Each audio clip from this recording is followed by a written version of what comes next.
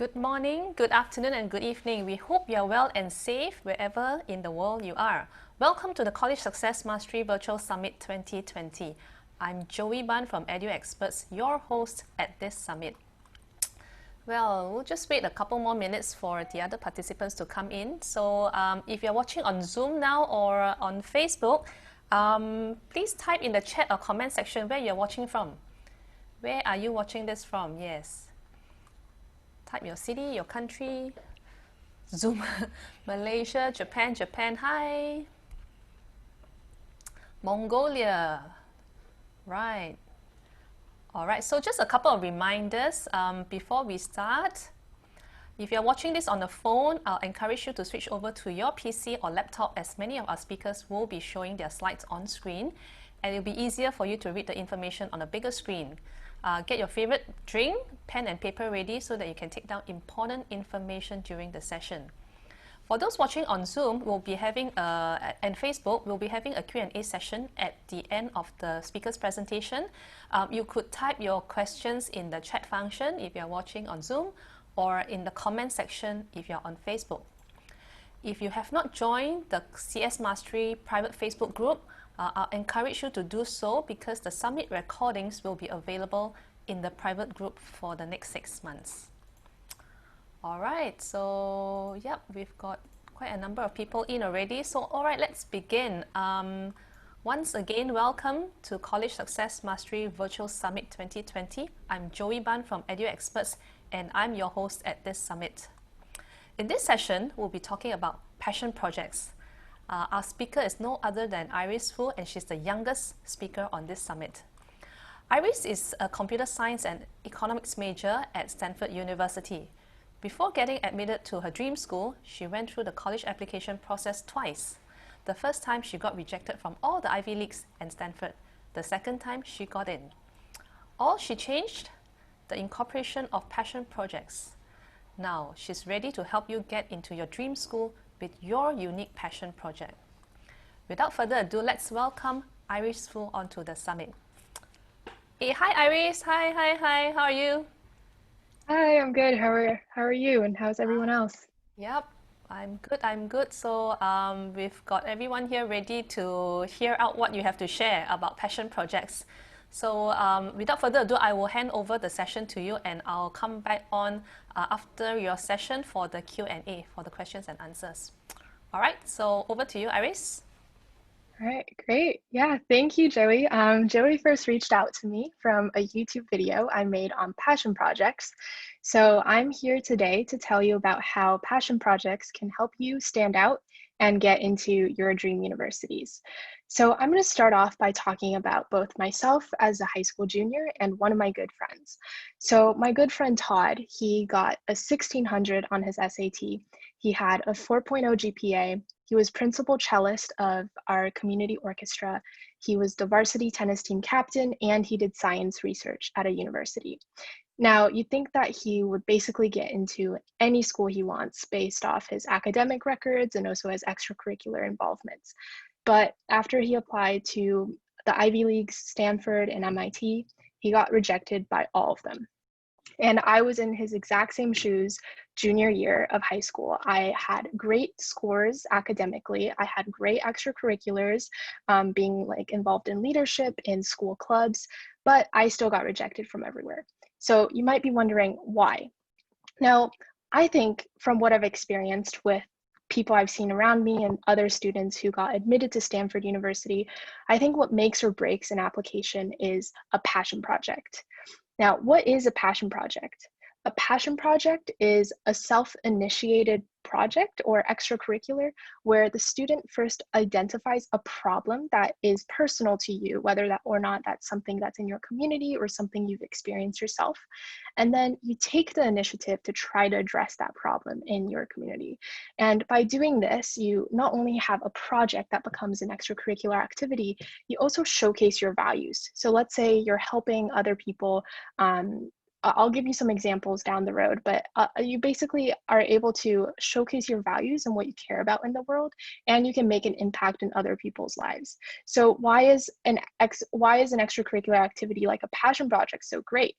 Well, first off, it gives you a high extracurricular rating. So if you aren't aware, admissions officers have a ranking system for applicants where they rank you in the personal category. So that's like who you are as a person, your values academically, that's how you perform academically, and extracurriculars, and some other areas as well. But the extracurricular category and the personal category are two of the most important categories.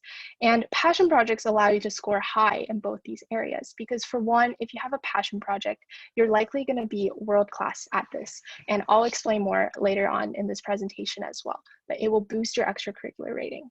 Secondly, on the personal level, passion projects are able to showcase what you care about. It shows that you take initiative, which are all great values to have. So in turn, passion projects will also increase your personal rating. Now let's actually get more concrete and talk about examples of passion projects. So I'm going to talk about two of my passion projects. The first one was called See the Voices, and it was a video POW program. Essentially what this project was is that I connected students from different countries, and we were actually on 6 continents, and students were able to sign up for our program and get a video POW. And they would be able to communicate via video to get to know a different culture, a different person in another corner of the world, and really expand their horizon and become a global citizen. The second passion project I did was I self-published an introductory economics book. So this passion project really came about when I was the only girl in the finals round of the National Economics Challenge, which is a competition based in the United States. And when I found that I was the only girl in that competition, I looked to the internet to see why there is this gender divide or gender gap in the field of economics. And it turned out from this research paper from a Cornell University professor that the most popular introductory economics textbook has blue sports cars on the front cover. So that is implicitly welcoming male students in a sense, and implicitly saying that economics, it's implicitly appealing to male students in these introductory classes. And so I found that finding very interesting, and I decided to write a gender neutral introductory economics book to address that problem. And so I went through the process of researching how to write a book, and I took the initiative to actually get it published. And then I had that project, which was in turn a solution to the initial problem that I encountered. The video POW program as well. So I come from a relatively rural school that didn't have many resources in terms of like the rest of the country in the United States. And not many people were able to travel outside of the state. And so that's why I decided to create the video POW program to allow students from my school to see like a global perspective and travel outside of their home through video calls. So there were the problems that I identified, and then I addressed them with my projects. So how did these projects really showcase my positive personal characteristics as well as values, and how did they boost my extracurricular rating? Well, first off, with the video POW program, I think the values that came through and that I tried to highlight in my essays were that, one, I valued cultural understanding and multiculturalism, which is something that colleges really emphasize, especially these elite universities. They really try to get students who have diversity, who bring in diversity, and who value this global perspective. So I really showed that I exhibited that trait through my project, the video POW program. I also show that I like innovation and technology because, you know, traditionally students use pen pals, and I decided to take that one step further by incorporating more tech into it and having this video component in the platform. And as with the extracurricular accomplishment that came with that project, number one, I was able to scale that. So I was able to not only have it in my school, but I also found chapter ambassadors to establish chapters in different corners of the United States and then to different countries, so that it's really an international program. And that made me world class at building video POW programs because no one else is really doing that at the time. And now about my book, I showcase the values of gender equality. That's something I really cared about, and that colleges care about as well. And I also showed creativity through, designing this book, and showed initiative by like really figuring out how to do that process on my own. And then I also showcased my value of sharing knowledge with others. And those are all great values and traits to have, and those definitely boosts the personal rating. And extracurricular wise, it's pretty rare for a student to self-publish a book or publish a book at all.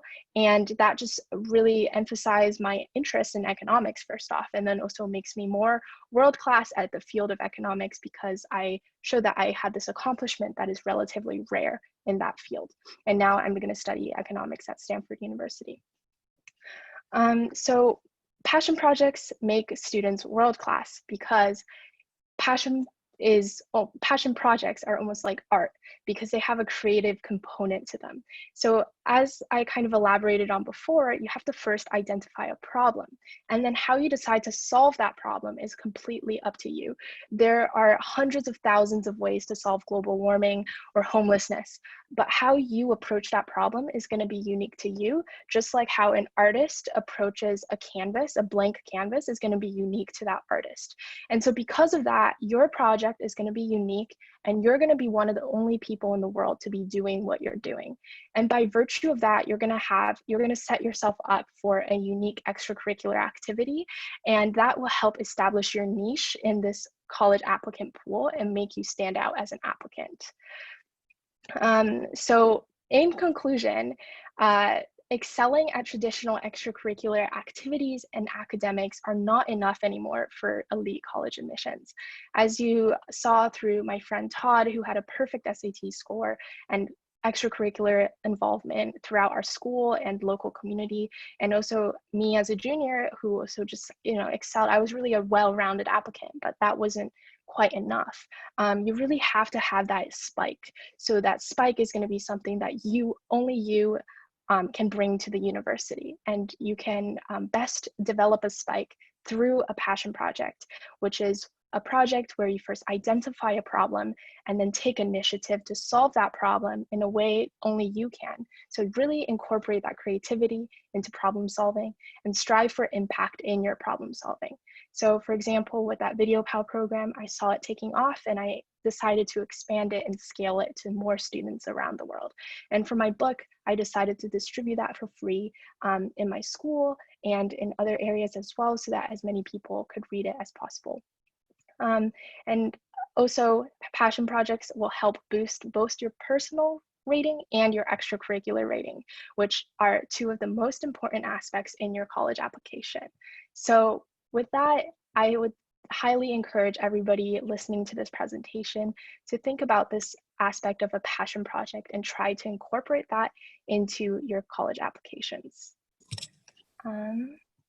Cool, I guess we'll open up our Q&A. All right, so we have one question that is, where do you integrate your passion project exactly? Do you incorporate it into your college essay so that the university will be aware of what you have done? Thank you so much for sharing your experience. Yeah, so the passion project is going to be an extracurricular activity, which you will definitely want to put onto your activities list. So you have 10 activity slots in the common application. And for me, both of my passion projects were ranked the highest because I felt like they had the most impact in terms of how great they were as extracurricular activities. So you want to rank them pretty highly on your list. And then you definitely want to elaborate on your activities in your essays.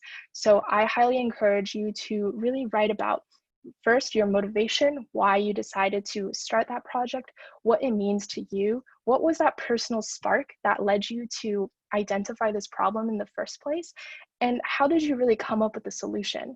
And then secondly, you want to write about your experience and what you learned through the process of building your project. So What were some of the problems that you ran into, roadblocks, anything like that? How did you overcome them? And what lessons did you learn through the process of building your project? And how did you impact other people? And how did that make you feel?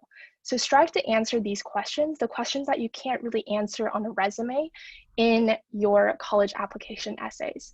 And passion projects are so great because they also lay the foundation for your essays. So yeah, it's really just a overall win-win situation for your personal rating, your extracurriculars, and also your essays. All right, Iris, I have a question here. In your personal experience, what challenges did you face in developing your passion project?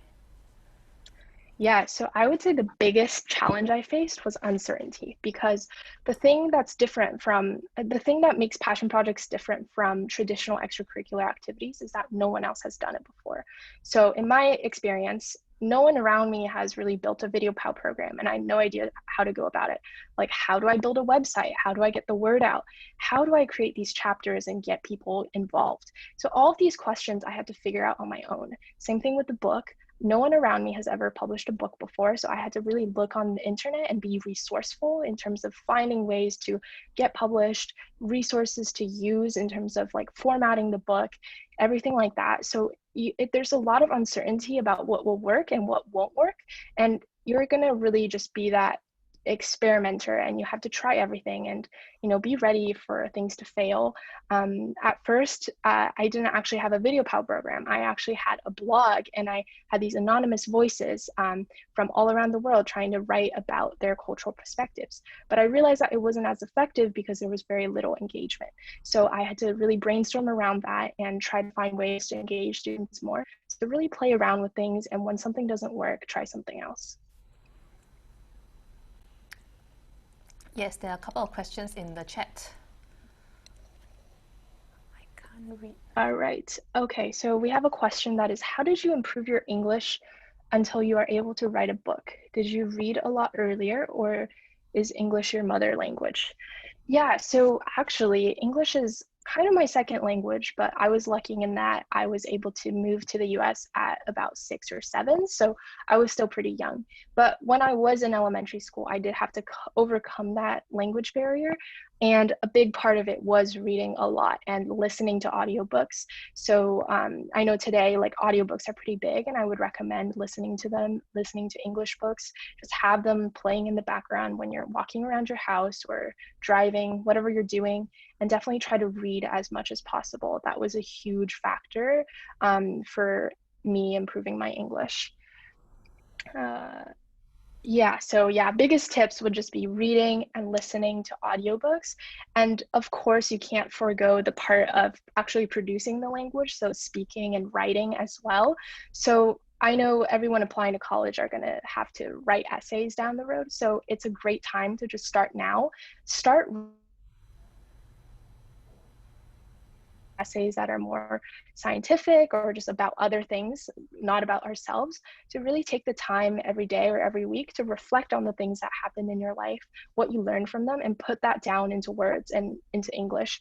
And maybe you can start a blog. You don't even have to share it with anyone, but just start it for yourself and make a commitment to writing how many words per day or per week. So the Common App essay is 650 words. So maybe you can make it a goal to write 650 words every day, because 650 words is really pretty little. It's about a page and a half.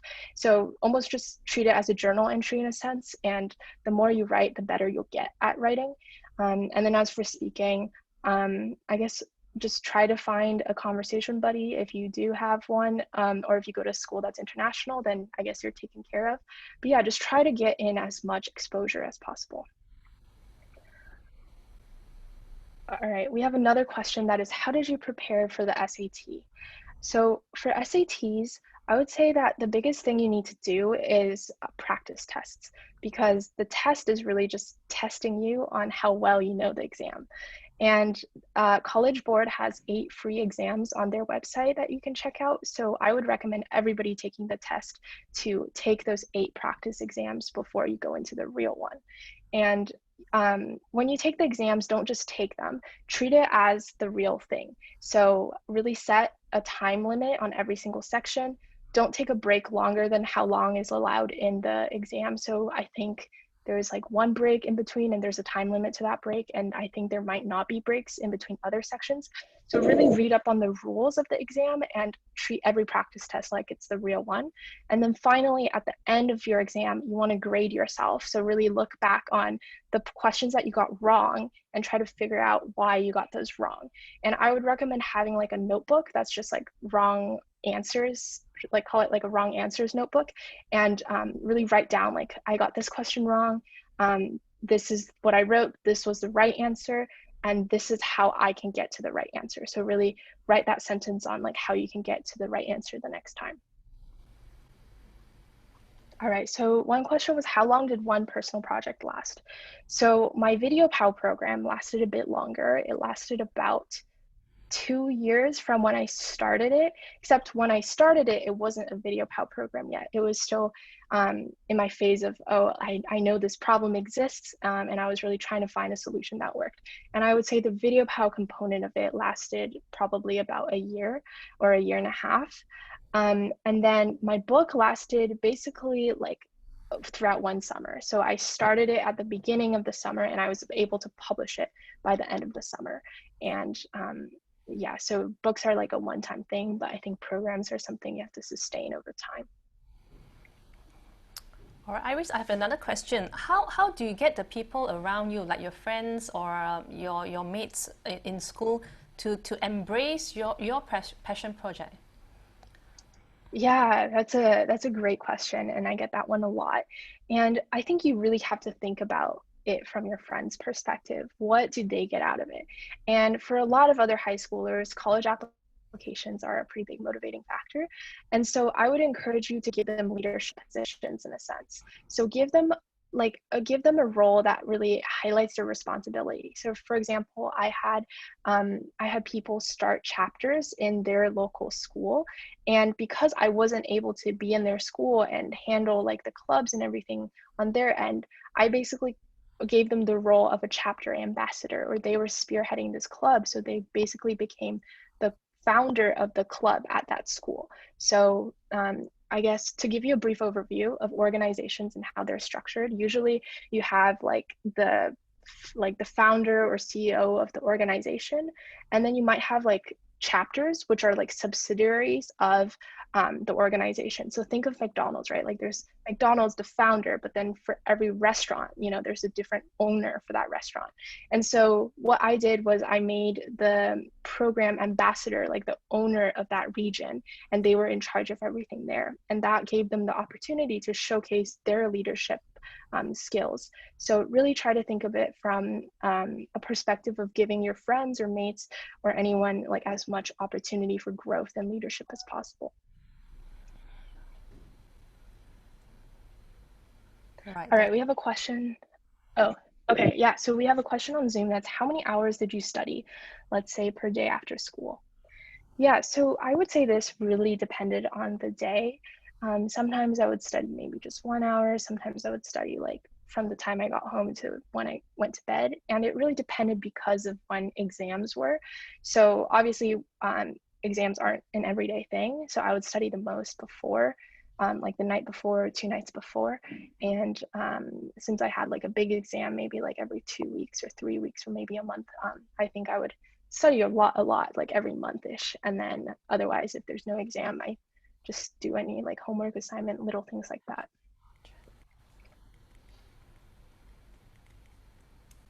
All right, so how did you balance your school life with doing your passion projects? Yeah, so I think a big part to balancing is just really planning your time out and time blocking. So what time blocking is you put your items on your to-do list to a schedule. So like, for example, I have like my notebook right here actually. Oh no, you guys can't see it. But I have basically like a list of things I have to get done in a day or a week. And then I would put the list into a time period. So for example, if something on my list to do is doing this presentation, well, actually that's a very bad example, sorry, because that's an event. All right, so let's say I have to do, I have to pay taxes, which I do have to do. So pay taxes is on my list, and I would put that as like 3 to 5 p.m. on Sunday.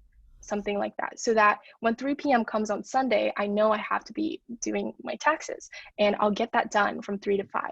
So really actually give a time slot to the activities or homework assignments or passion project that you have to do.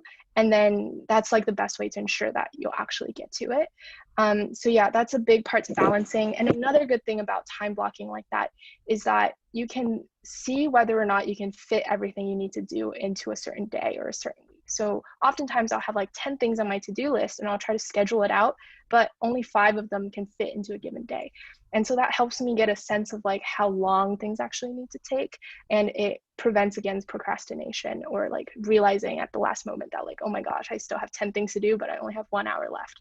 So yeah, really try doing time blocking. And another beauty about that is that it allows you to balance your life out. So obviously you can't be working 24/7, right? So schedule in time to like sleep, to relax, to go out with friends, to eat, to shower, right? It's like things like that. That takes time too. And I think sometimes, if you're procrastinating and you didn't realize you had so many things that you didn't plan out in a schedule, you'll be up at 10 p.m. and your sleep and like rest just goes down the drain. So if you schedule in time and leave like 10 p.m. and later for sleep, you'll realize that, okay, like you'll probably actually accomplish the things before 10 p.m. And then at 10 p.m. you can actually go to bed and have that schedule.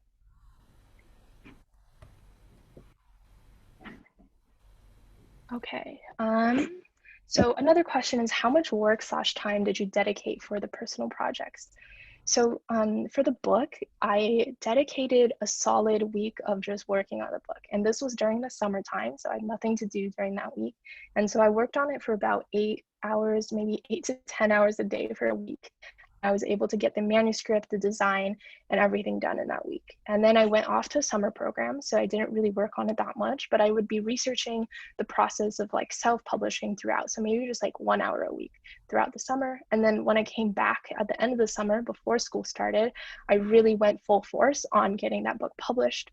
And so that might have been another like 4 to 5 hours a day for about a week. So for the book, it was more short term, but more time per week. As for the Video Pow program, I would say it also varied week to week, but it was more consistent. So when I really had it just running, I would say it was about like 3-ish hours per week. But when I was really brainstorming, building the website and platform and things like that, I might have spent like a whole weekend, like 8 hours a day for like 2 days on Saturday and Sunday working on it. So the answer is that it really depends, especially like week to week and depending on what you need to get done. But yeah, I guess like quite a bit of time. Yeah. Joey, are there any questions from Facebook or? Nope. So Okay, I'll keep going on Zoom then. Yep. All right, cool. So we have a question that's, do you have any vision or dream for your future career? Well, I'm not sure on this one. I definitely have like very vague answers to like, oh, I want to make an impact. I want to help other people, but those are very, very vague.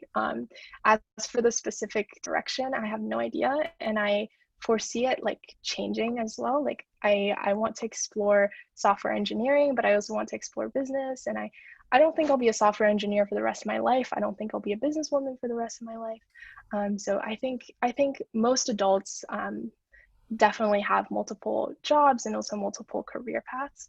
So yeah, I'm keeping my options open. And then who mentored you for your passion project?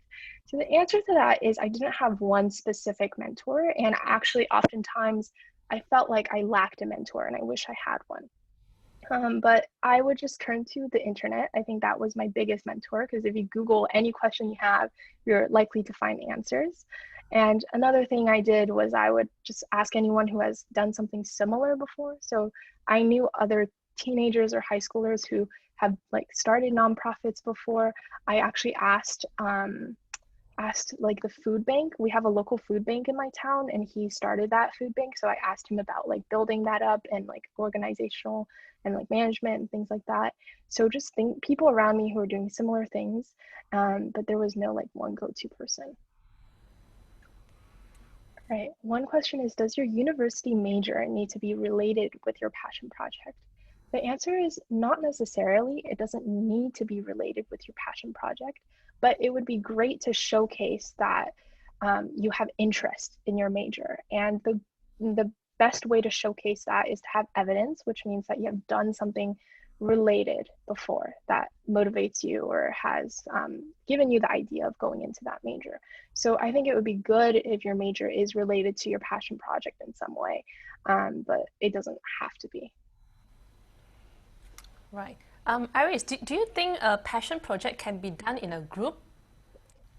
Like instead of just you doing it, could you get your friends together to start a passion project?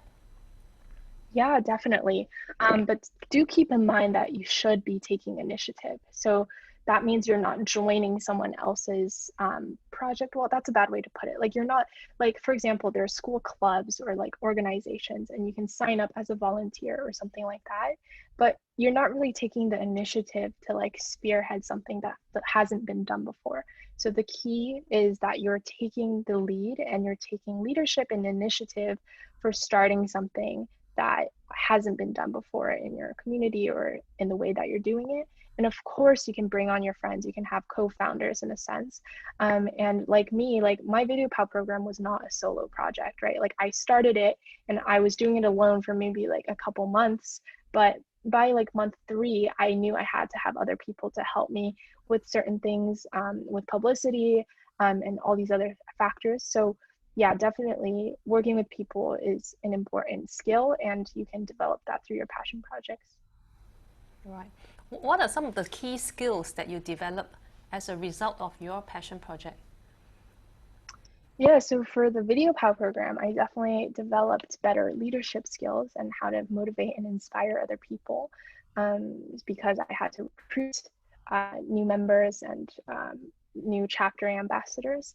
And I learned a lot about like how to think from other people's perspectives and what their motivations might be, and how what I offer will be in line with what they're motivated by.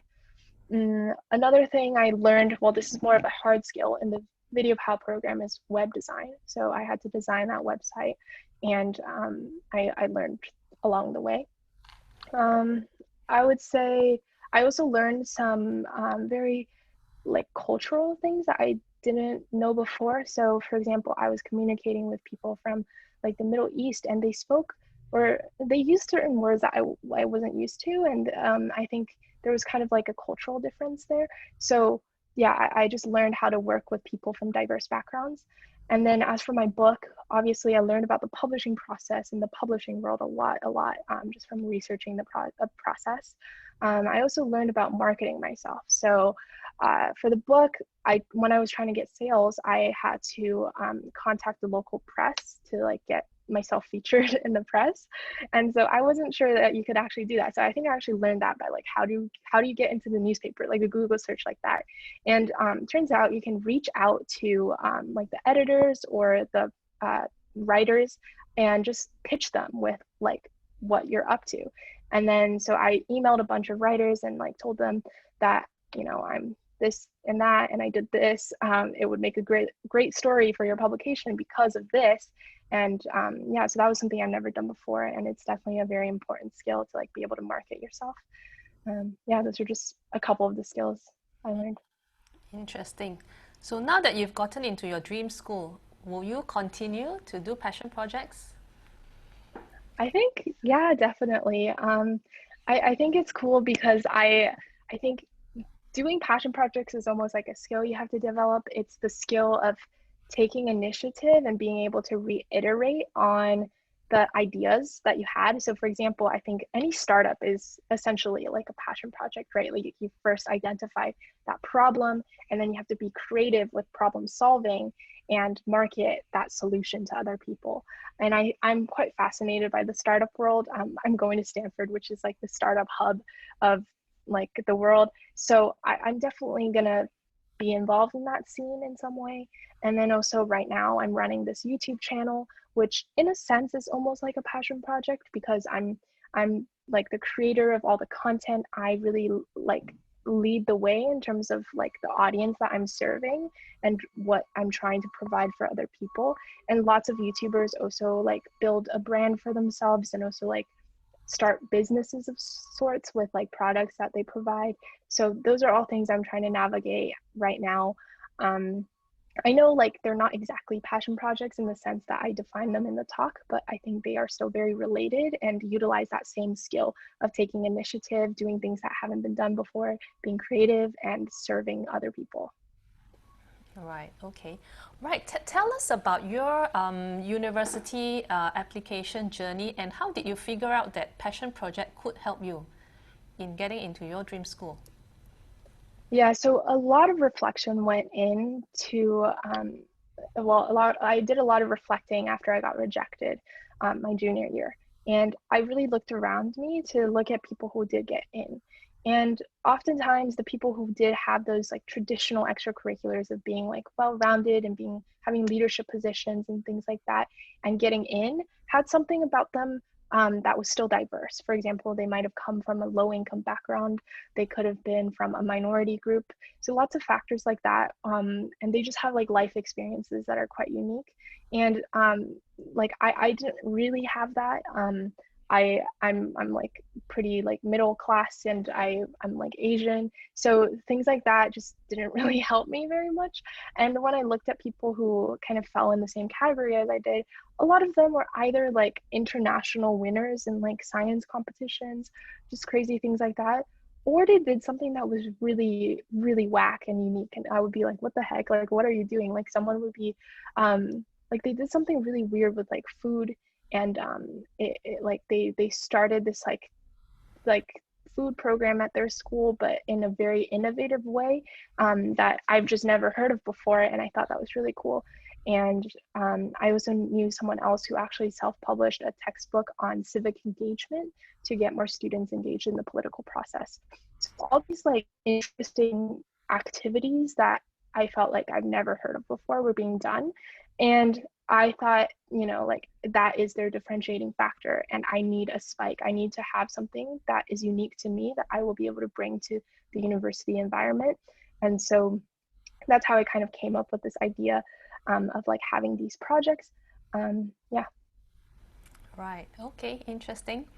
Um, any more questions from the audience? Yep. So it looks like we've answered all the questions. Yeah, so any final advice for the audience, for someone who wants to start their passion project? Yeah, is there a minimum age, or how old should they be when they start, or things like that? I definitely don't think there's a minimum age at all.